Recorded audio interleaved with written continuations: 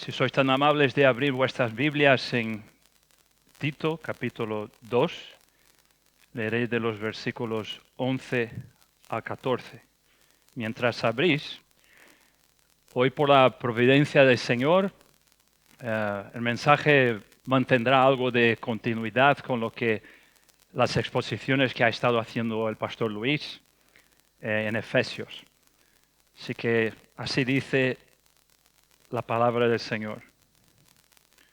Porque la gracia de Dios se ha manifestado para salvación a todos los hombres, enseñándonos que, renunciando la impiedad y a los deseos mundanos, vivamos en este siglo sobria, justa y piadosamente, aguardando la esperanza bienaventurada y la manifestación gloriosa de nuestro gran Dios y Salvador Jesucristo, quien se dio a sí mismo por nosotros para redimirnos de toda iniquidad y purificar para sí un pueblo propio, celoso de buenas obras.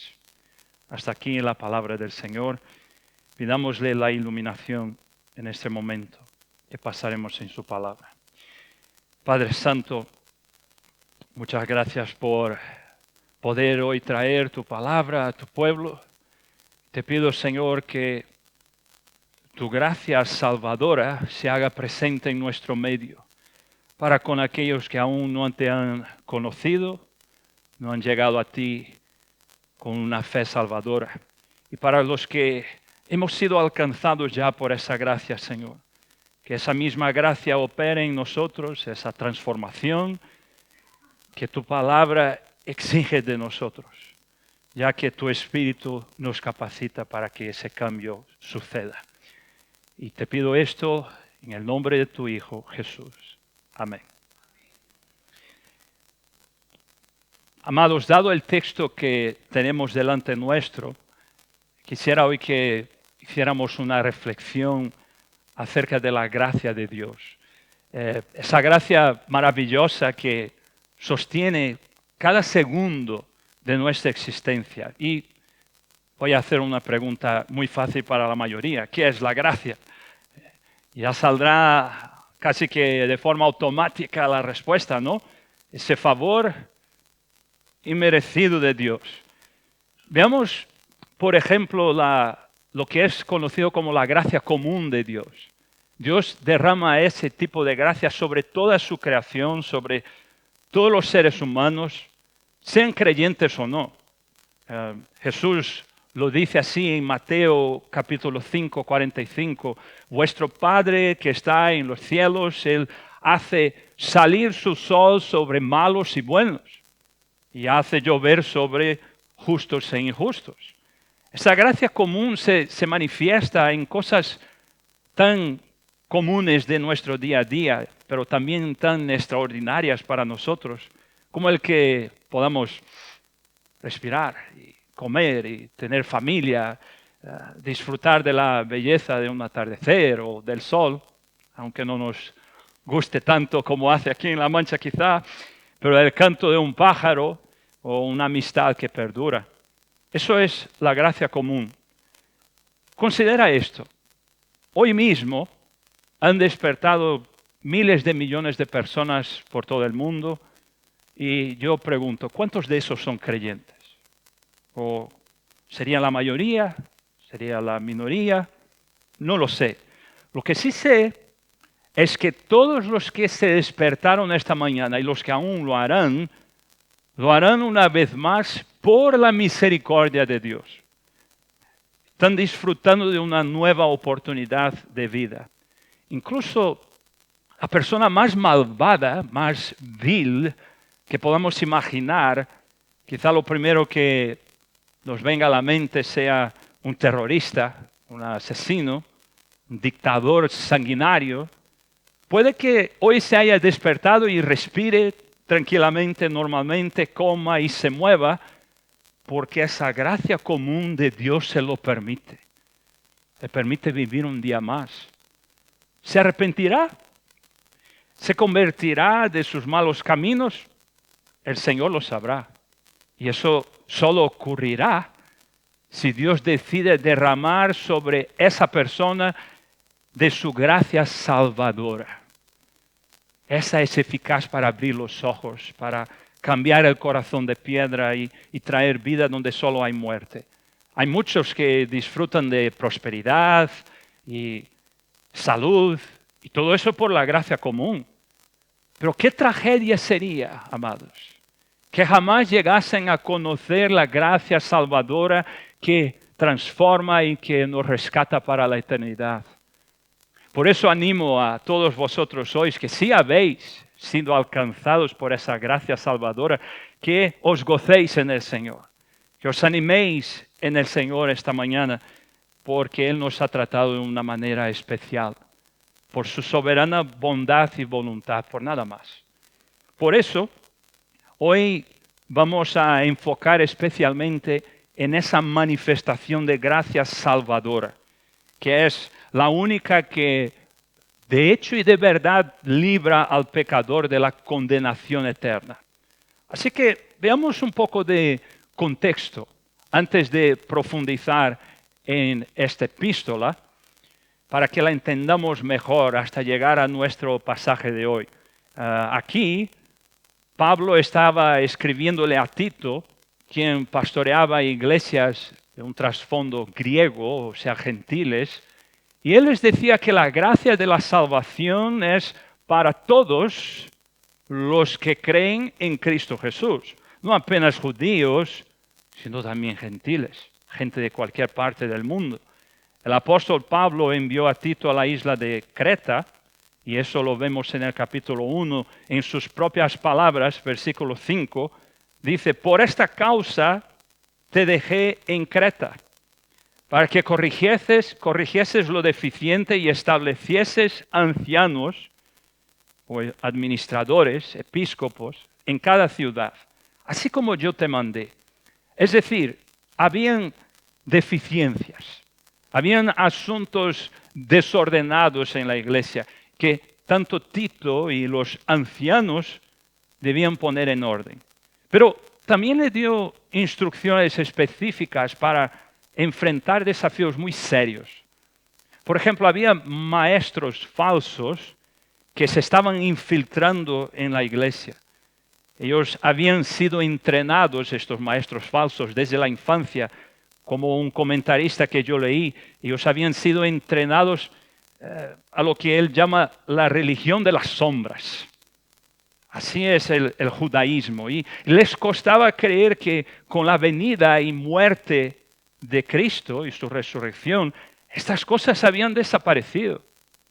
Y por eso enseñaban que la salvación se lograba por el cumplimiento de la ley y sus ceremonias. Y estos eran los judaizantes, los de la circuncisión, a quienes Pablo les describe usando palabras como contumaces, es decir, rebeldes. Gente que insiste en mantener el error, aunque se les muestre que están equivocados. Está en el versículo 10. Luego, estaban otros que enseñaban que alguien que había sido salvado podía entregarse al pecado sin problema, porque ya tenía asegurado el perdón de sus pecados, hiciera lo que hiciera. Esta gracia barata es una comprensión distorsionada y yo diré antibíblica de la gracia divina. Esta gracia barata que no requiere compromiso, ni arrepentimiento, y ni esfuerzo para seguir a Cristo. Y Pablo dice claramente en los versículos 11 al 13 de este capítulo 1, es preciso taparles la boca y que hay que reprenderlos duramente para que sean sanos en la fe. Así que Tito debía establecer ancianos, versículo 5 del capítulo 1. Estos eran líderes espirituales, irreprensibles, dice la palabra, amantes de lo bueno. Ahí está una descripción del 5 al 9. Y hay una distinción en esa palabra anciano que se usa aquí. Se refiere a presbíteri, que son esos que ocupan un liderazgo en la iglesia, ¿no? También se les llama episcopos, que serían supervisores. Y cuando llegamos a nuestro capítulo, al capítulo 2, Pablo instruye a Tito cómo debe de enseñar a cada grupo dentro de la iglesia local. Ya en el versículo 1 de nuestro capítulo dice, de acuerdo con la sana doctrina. Y yo creo que nos vendrá bien para más adelante que nos fijemos en cómo este capítulo 1 y ahora el 2, que es donde tenemos nuestro contexto más inmediato, Pablo habla de la vida de la iglesia mencionando varios grupos de personas. El primer grupo que menciona está en el versículo 2, los ancianos, es decir, hombres mayores en edad y madurez, que sean sobrios, serios, prudentes. Hay una lista ahí que la podéis ver. Y aquí la palabra ancianos es distinta de la del capítulo 1, es presbitis, que no se refiere exactamente a una posición de liderazgo, pero simplemente a la gente con más experiencia de vida cristiana y de vida también. Luego están las ancianas, versículos 3 al 5, que sean reverentes en su porte, no calumniadoras, no esclavas del vino, maestras del bien, que enseñen a las mujeres jóvenes a amar a sus maridos y a sus hijos y demás. Luego están los jóvenes, 6 al 8, que sean prudentes, algo que por lo general es lo que menos es un joven, ¿no? Por lo menos en el mundo, claro. Y el mismo Tito debía ser ejemplo en buenas obras. Él, que era joven, tenía que tener pureza de doctrina, integridad, palabra sana y irreprochable. Y por último, nos habla de los siervos, que es esa palabra que quizá para suavizar un poco las traducciones dicen siervos, pero eran esclavos, ¿vale? Que sean obedientes a sus amos, complacientes, no respondones ni defraudadores, mostrándose fiel en todo. Aquí vemos cómo Pablo se preocupa por todos los grupos de personas de la iglesia. Y esto nos lleva a los versículos 11 al 14 de nuestro texto de hoy, donde Pablo, él continúa y él da explicaciones acerca de cómo es aplicada esa obra de salvación de Dios en nuestras vidas. Y podemos observar por lo menos 4 puntos en los versículos que tenemos delante nuestro. Primero, veremos la gracia que salva de la pena del pecado, en el versículo 11. Segundo, veremos la gracia que salva del poder del pecado, en el versículo 12. Tercero, veremos la gracia que salva de la presencia del pecado, en el versículo 13. Y cuarto, veremos la gracia que salva de la posesión del pecado, en el versículo 14. Y esto nos lleva a esta palabra, ahí al principio del versículo 11, que dice, porque. Como diría un pastor muy querido mío, siempre que vemos la palabra porque, o por lo tanto, o pues, hay que preguntarse por qué está ese porque ahí. Porque ahí va a estar el contexto. Y esto se desprende de esa palabrita ahí en el versículo 10 que dice, adornen. No defraudando, sino mostrándose fieles en todo, para que en todo adornen la doctrina de Dios nuestro Salvador. Pablo exhorta a estos distintos grupos de creyentes en las iglesias a que vivan de tal forma que sus vidas realcen y reflejen la belleza del Evangelio de nuestro Salvador. No es que esto le agregue algo a la verdad del Evangelio, no lo cambia, no lo hace mejor, pero lo hace visible, atractivo y creíble en el mundo. Así que volvemos entonces al versículo 11, a la palabra porque. Porque la gracia de Dios se ha manifestado para salvación a todos los hombres. Esta gracia, hermanos, salva de la pena del pecado. Dice que se ha manifestado o aparecido. Eso es una clara referencia a Cristo, el Dios hombre que irrumpe en la historia de la humanidad por medio de la encarnación, como lo vemos en el Evangelio según Juan, lo podéis ver ahí en capítulo 1, de los versículos 14 al 17, dice así, palabras del tipo, y aquel verbo que fue hecho carne y habitó entre nosotros, lleno de gracia y de verdad. Luego, de su plenitud tomamos todos gracia sobre gracia. La gracia y la verdad vinieron por medio de Jesucristo. Ahora bien, el versículo dice a todos los hombres. ¿A qué se refiere esto? Están los que creen en la falsa enseñanza del universalismo. Amados, el apóstol Pablo no era universalista, pero los que sostienen esta herejía toman textos como este fuera de su contexto y dicen que cuando vuelva Cristo, todo el mundo se salvará. El problema es que la Biblia no enseña eso. De hecho, si leéis los evangelios, las profecías sobre el Mesías, se ve claramente.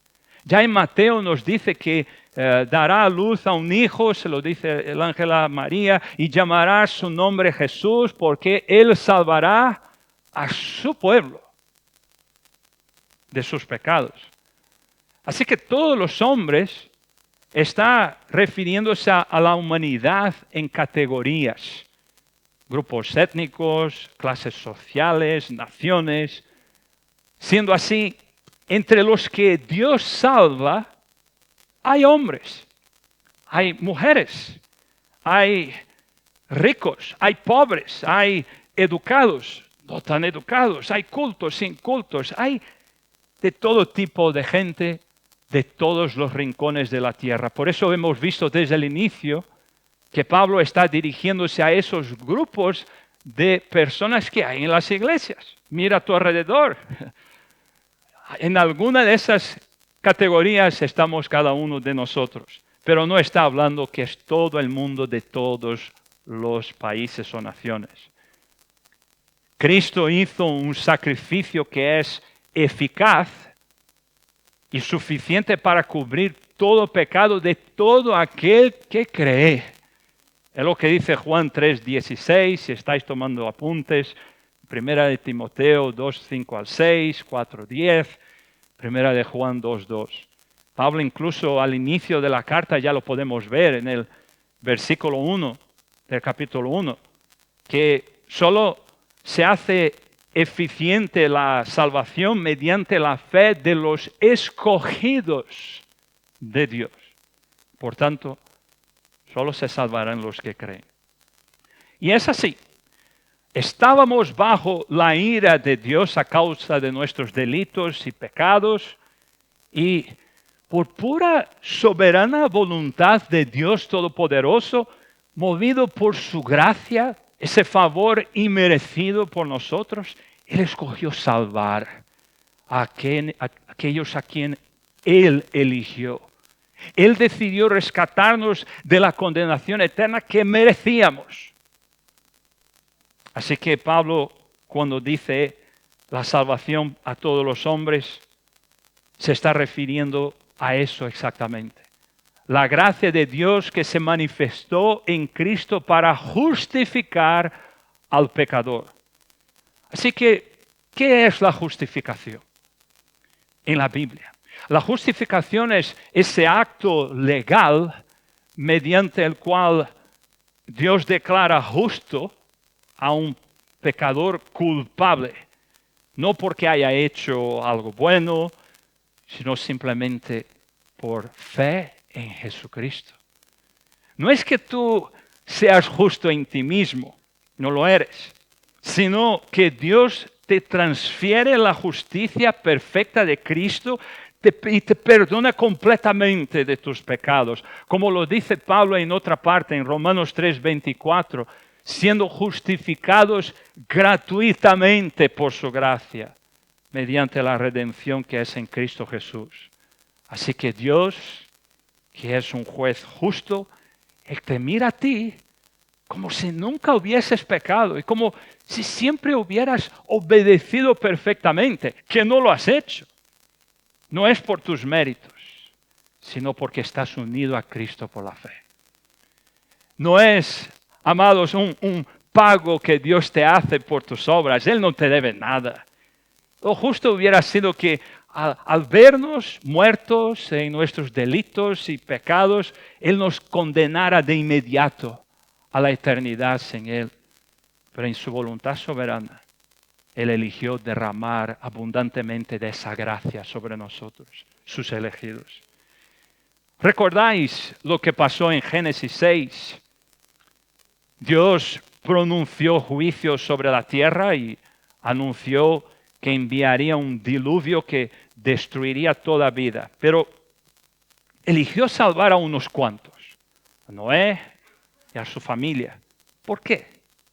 Porque Noé era un buen hombre, ¿a que sí? No.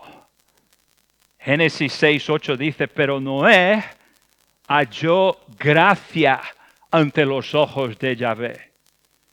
Así que la única razón por la que Dios introdujo a Noé en el arca y su familia y los salvó a él y a ellos de ese diluvio universal, no fue su bondad.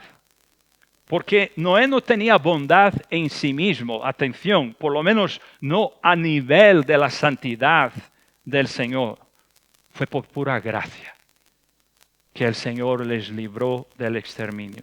Así que queda claro en la Escritura que Dios salva a sus elegidos, a sus escogidos, de toda clase de personas, clases sociales y trasfondos. Él ha cumplido y cumplirá su plan de redención a la perfección. Por eso es bueno notar aquí que no debemos, no podemos negarle el Evangelio a nadie. El que tiene autoridad para elegir a los suyos es Dios. Y ya lo ha hecho en la eternidad pasada. Y nosotros no debemos ir por ahí a intentar saber quién es y quién no, quién es elegido, quién no. Porque si eres como yo, te darás cuenta de que a veces el que menos esperamos que crea en el Evangelio es el que termina creyendo. Ninguno de nosotros será para estar aquí. Absolutamente. Piénsalo, creyente. ¿Cómo eras tú antes de que pusieras tu confianza en Cristo? Tenías pinta de elegido. Olías a elegido. Y caminabas como uno, hablabas como uno. Sin duda que no. Aunque fueras alguien sumamente religioso. Habrás quizá incluso crecido en un hogar cristiano. Tu mejor día de bondad ya era motivo para que estuvieras condenado eternamente al infierno. De hecho, según las Escrituras, tenías pinta de hijo de la ira. Lo eras por naturaleza. Andabas siguiendo la corriente de este mundo. Y si me permitís decirlo así, si olías a algo, era fuego y azufre. Porque estabas corriendo a toda velocidad hacia el infierno, todos nosotros. ¿Y qué pasó? Como nos lo está enseñando Luis acerca de esos, pero Dios en la Biblia, ¿no? Esa gracia de Él, solo hemos llegado aquí justamente porque esa gracia nos atrajo de manera irresistible. Y esto me lleva al punto número 2. La gracia que nos salva del poder del pecado. Dice así el versículo 12, enseñándonos que, renunciando a la impiedad y a los deseos mundanos, vivamos en este siglo sobria, justa y piadosamente. La misma gracia que justifica también santifica. Nos salva del poder del pecado. Tú has sido declarado justo, pero el pecado te sigue habitando. Es parte de tu naturaleza caída. Y aquí la gracia de Dios opera en nuestra vida por medio de la santificación. Esta es una obra de gracia. Aquellos que son salvados son también santificados. Dios, Él no permitirá que los que Él ha salvado de la pena del pecado sigan, permanezcan bajo el poder del pecado. Y en la santificación, como lo veremos ahora, estamos siendo purificados a diario por el Espíritu Santo de esa contaminación de nuestros pecados, para que cada día más y más seamos conformados a la imagen de Cristo. Cuando era joven, hace ya mucho tiempo, en la secundaria o algo así, me tocó cursar la materia de mecanografía. Tuvimos que aprender a usar algo llamado máquina de escribir, que hoy en día mucha gente aquí ni se enterará de qué es. Así que déjame explicarlo a los jóvenes en nuestro medio. Érase una vez, en tiempos lejanos, un dispositivo que utilizaba para escribir texto en papel antes de que existieran los ordenadores. Así que imagínate un teclado sin la pantalla, donde aparecen letras y tú le dabas a las teclas y salía un martillo ahí que golpeaba una cinta con tinta y así imprimía la letra directamente en el papel. Eso es una máquina de escribir, jóvenes. Tomad nota. Pues bien, antes de que empezara el curso, yo ya creía que sabía usar esa máquina. Yo pensaba que lo hacía muy bien. Era muy rápido incluso. Escribía con los dedos índices, así. Me sentía orgulloso de mi método, pero estaba completamente incorrecto. Empezó la primera aula y estoy yo ahí dándole como si yo fuera el rey de la máquina de escribir. Y el profesor me mira. Me vio escribir así y lo primero que me dijo fue, lo estás haciendo mal. Y para aprenderlo bien, primero tendrás que desaprender tu forma equivocada de hacerlo. Para deciros la verdad, nunca llegué a desaprenderlo del todo hasta el día de hoy, pero eso es historia para otro día. Pero ahora vais a verlo aquí, en este versículo. ¿Cómo podemos entender que Pablo nos dice que la gracia de Dios, esa gracia que se manifestó por medio de Cristo, nos está enseñando? Y no solo hacer lo bueno, como ya veremos, pero lo primero que aparece es que nos enseña a dejar de hacer lo malo. Fijaos bien, primera parte del versículo, enseñándonos que renunciando a la impiedad y a los deseos mundanos. Amados, la gracia salvadora nos está enseñando a renunciar, a desaprender la impiedad y los deseos mundanos. Porque, escuchad bien, este mundo nos ha enseñado todo mal desde que nacimos. De hecho, hemos estado aprendiendo a pecar generación tras generación, desde la caída. Llevamos algunos miles de años acumulando aprendizaje de pecado. Por eso, la gracia de Dios es tan radical, es tan impactante, tan poderosa, porque primero viene a desarraigar, a desaprender lo que está mal. Así que es bueno que te preguntes esta mañana, ¿está ocurriendo esto en ti? Esa gracia salvadora nos está enseñando a renunciar, pero habría que examinarnos, a comprobar si de hecho estamos renunciando a la impiedad o lo que dice aquí, esos deseos mundanos. Porque si no lo estamos haciendo, hermanos, algo anda mal. Y no es culpa de la gracia ni de la palabra. Es nuestro corazón el que debe de volver a Cristo. Y si dices ser creyente, y esto no está ocurriendo en tu vida, si no estás renunciando a aquello que Dios dice que es pecado, si insistes en la práctica de aquello que la Escritura condena, en la mentira, si permaneces en una relación sentimental ilícita, si estás con una mujer que no es tu esposa o viceversa, si frecuentas sitios que sabes que no deberías de frecuentar, entonces no uses la gracia como excusa. Tendrías que preguntarte si de verdad estás en Cristo, porque si lo estás, debes de renunciar a todo aquello que Dios nos dice que renunciemos. Pablo lo pone en estas palabras en Colosenses 3, en el versículo 5 y 8. Haced morir pues lo terrenal en vosotros. Y ahora dejad también vosotros todas estas cosas. Y tenemos ahí una de esas listas que hay en el Nuevo Testamento, ¿no? La fornicación, dice, la impureza, las pasiones desordenadas, los malos deseos y la avaricia, que es idolatría, cosas por las cuales la ira de Dios viene sobre los hijos de desobediencia. 1 Corintios 6, 11 nos dice, y esto, por ejemplo, esta lista, erais algunos, mas ya habéis sido lavados, ya habéis sido santificados, ya habéis sido justificados en el nombre del Señor Jesús y por el Espíritu de nuestro Dios.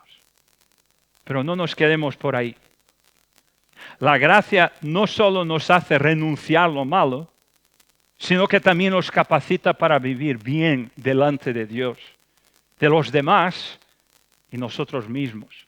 La segunda parte del versículo 12 dice, vivamos en este siglo, sobria, justa y piadosamente. 3 palabras que usa Pablo para describir cómo debe lucir la vida del creyente en este siglo presente. No dice algún día, en la eternidad, es ahora, en nuestro día a día.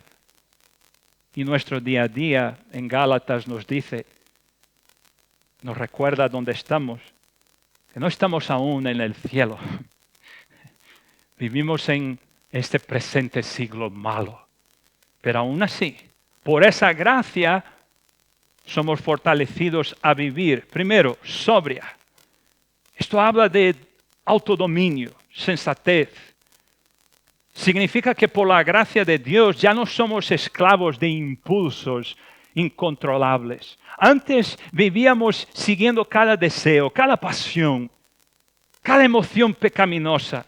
Pero ahora, por la obra del Espíritu Santo, tenemos la capacidad para dominar nuestra carne, de pensar con sensatez y de actuar con prudencia.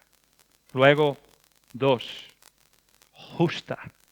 Esto habla acerca de nuestra relación con los demás, el prójimo, empezando con nuestros hermanos del cuerpo de Cristo y todo el mundo en general. Vivir justamente significa ser íntegros, ser rectos, veraces, responsables.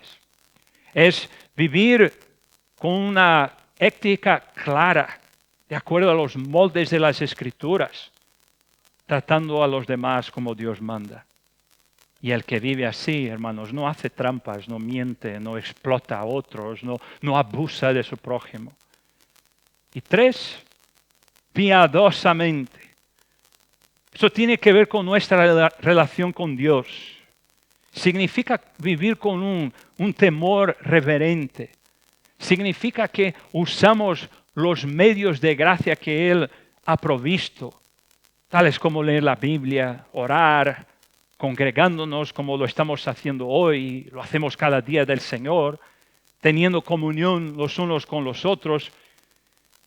Hay algo que ocurre dentro de ti, dentro de cada uno de nosotros, cuando te sientas bajo la exposición fiel de las Escrituras domingo a domingo.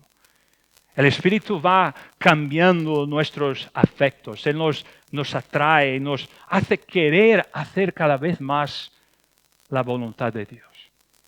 Nos hace amar lo que antes odiábamos y odiar lo que antes amábamos. Él cambia nuestras pasiones y deseos. Así que yo empiezo a querer lo que Dios quiere. Permitidme, hermanos, compartir algo que yo aún no logro entender. Desde que el Señor me atropelló con su gracia salvadora, cada vez que hablo de ella, especialmente con familiares, amigos, que aún están bajo el engaño de falsos maestros, su mayoría de ultralegalistas, me sorprende cómo casi siempre surge la misma reacción. Entonces me estás diciendo que puedo vivir como quiera. Si es por gracia, no importa si vivo pecando, total, ya estoy salvo.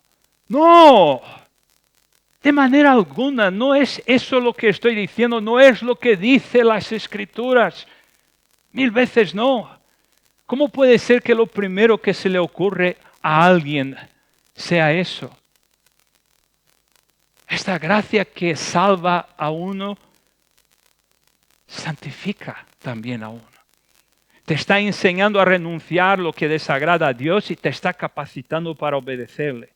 Así que tengo que decir, no existe verdadera gracia salvadora que no produzca santificación.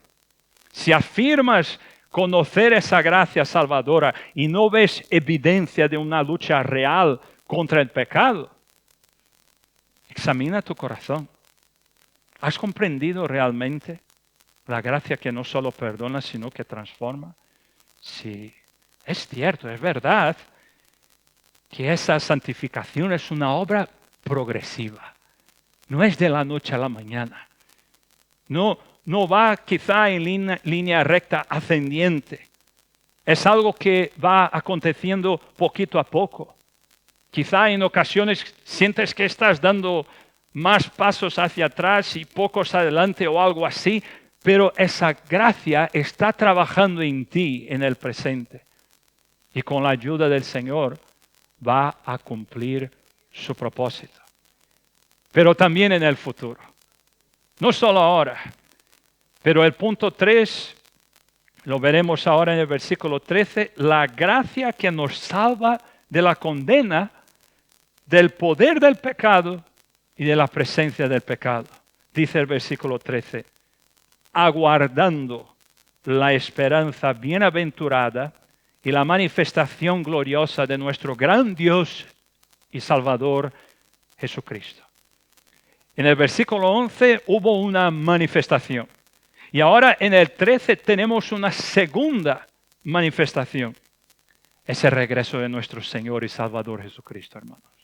Esto apunta hacia la glorificación. Hemos visto que la gracia de Dios nos justifica, librándonos de la pena del pecado, que nos santifica, librándonos del poder del pecado, y ahora nos muestra que la gracia también nos glorificará, librándonos para siempre de la presencia del pecado. Esta es una referencia clarísima al regreso de nuestro Señor, cuando los santos, los creyentes, los escogidos que han muerto en Él, resucitarán para recibir cuerpos glorificados.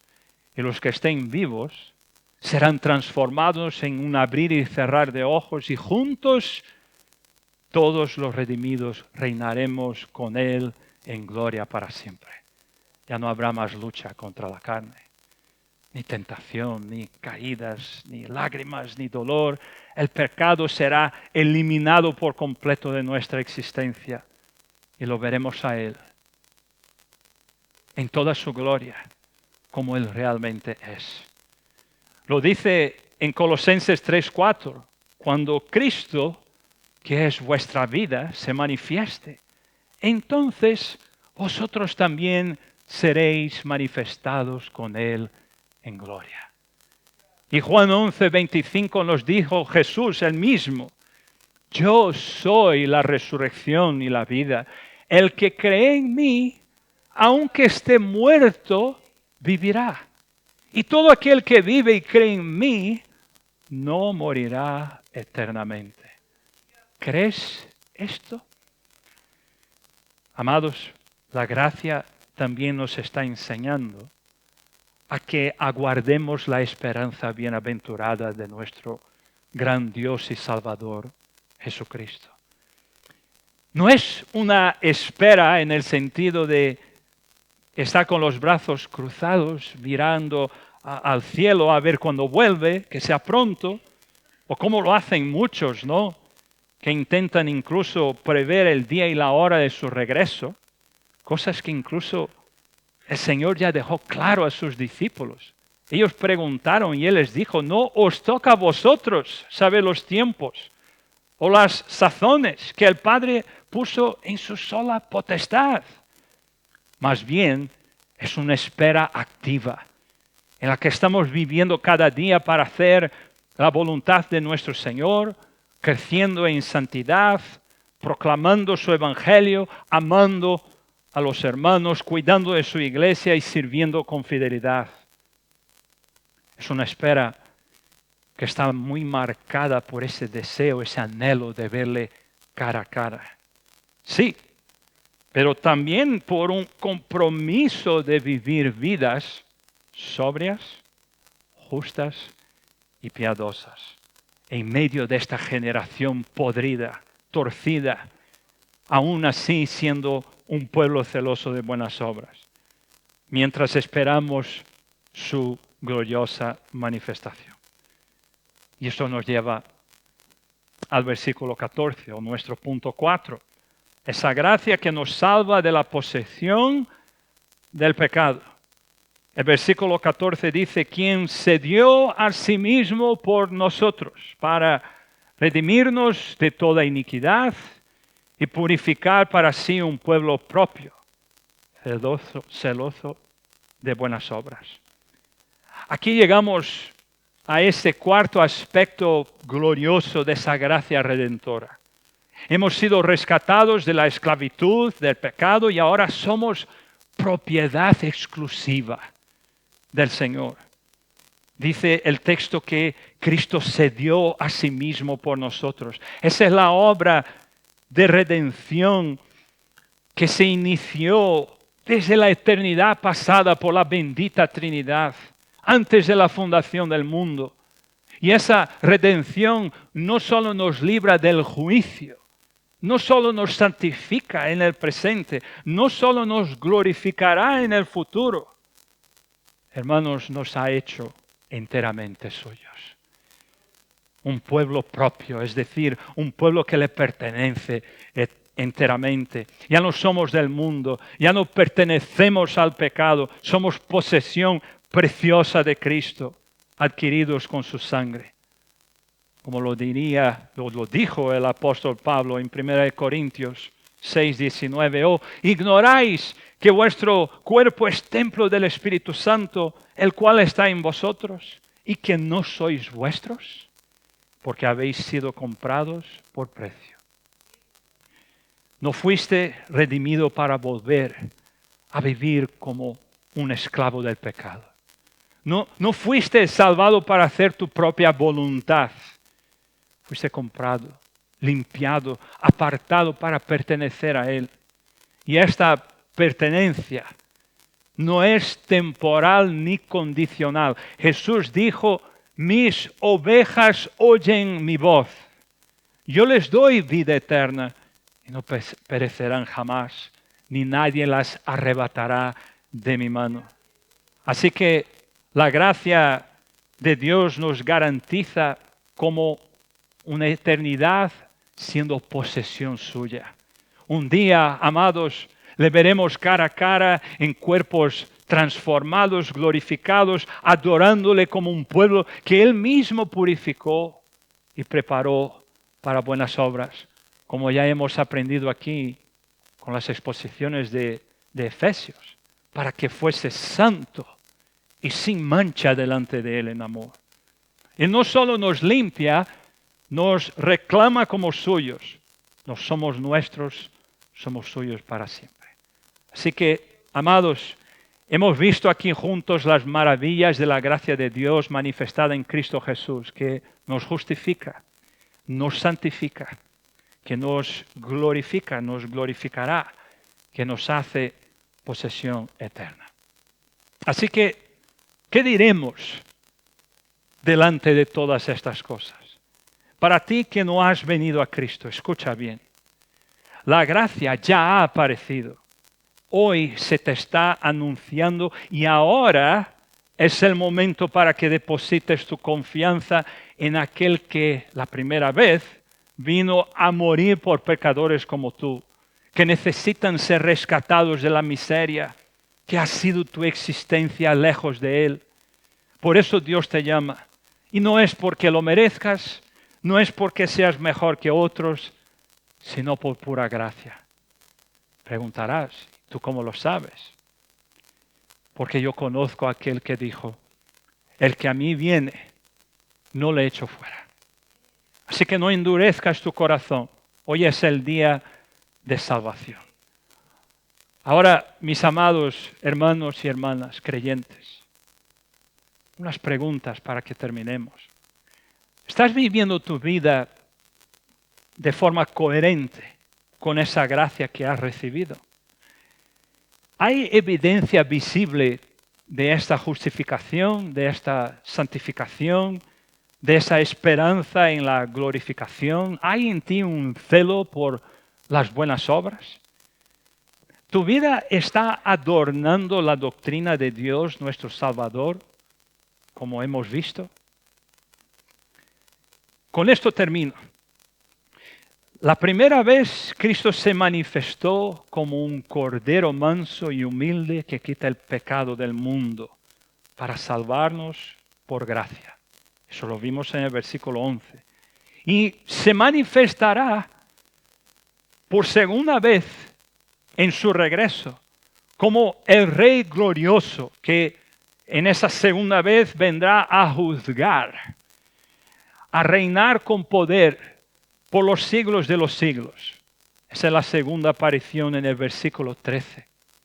Y entre ambas apariciones estamos nosotros, su iglesia, su pueblo redimido, llamados a vivir sobria, justa y piadosamente en este siglo, mientras esperamos, aguardamos con esperanza su glorioso retorno.